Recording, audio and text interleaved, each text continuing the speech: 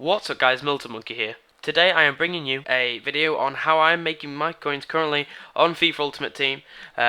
More specifically the web app at the moment in its pre-release before the game or the actual console pre-release is even out yet. So as you can see, I've nearly got 8,000 coins, which isn't a tremendous amount. I know that. But I've got a few tips that will hopefully help you guys make some coins initially to get you started into the bigger trading when the console versions come out.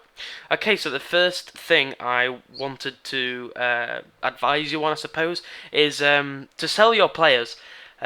You would probably have got all players packs, in fact you would have done, and some of you may have got, depending on your like Ultimate Team status, I think you could probably say. You probably will have gold packs as well. They're equivalent to the 5k gold packs, and you got them every month with the EA season ticket. They were your starter packs. So most likely you're going to have got a few players worth over 600 coins from that, and the advice I would give you is to sell absolutely everything you have. Unless, now this is a huge unless and you need to listen to this bit, you have got someone that's likely to rise or likely to be good in the game. For example, if you've got El Shaarawy out of a pack, do not sell him now, because what will happen is when the full game comes out, people will start to get more money and he will go up in price because people will want him and he's not going to be tremendously common. So don't sell him now because you'll only sell him for a small amount because people don't have the coins to spend yet to pay a lot for that player.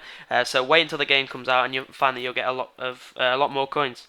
But if you could just get in random gold players, pretty much random gold players, what you need to do is you just need to sell them. You're not going to sell them for a hell of a lot, and you may be able to sell them more when the console version comes out, but it's going to be irrelevant then. Because now's when you need to be trading to build your coin total up, or your amount of players that you have up, so they can rise when the console version comes out, and you can sell them on for a lot more coins. So as you can see, I've been selling pretty much everything I got in my starter packs. The only thing I am keeping is this left wing to left forward, and that is simply because we don't know how common that's going to be. I don't know how common it's going to be, and it may turn out to be one of the expensive position cards. So I'm just going to keep it for now because I'm not sure, and selling it may be a risk. And even if it doesn't sell well, even if it doesn't sell well, then I've not lost much particularly. So, like I said, sell everything you've got unless it is something really good, and that will give you a nice total to start on, nearly 8,000 coins. And on this, that is actually quite a lot because a lot of players are cheap now, and that they will be because people don't have the coins to actually spend on the players as of yet. So, who to invest in? Tip number one, and this is not 100%, would be to invest in players that were extremely underrated in FIFA 12. For example, I already mentioned him once, El Shaarawy. People are going to go out looking for him because they remember him from the last game as being amazing. He may be terrible in this game, but people are going to purely buy him because of his name. So when the game comes out, he's likely to rise. So if you find any of those players like that, go ahead and try it and buy them. I wouldn't recommend trying to trade with gold players that were good on the last FIFA particularly, because they're going to be more common because people are going to be spending a lot of FIFA points to try and get some good players, and the gold packs will be the most common packs open. So you want to be looking towards the silvers and bronzes.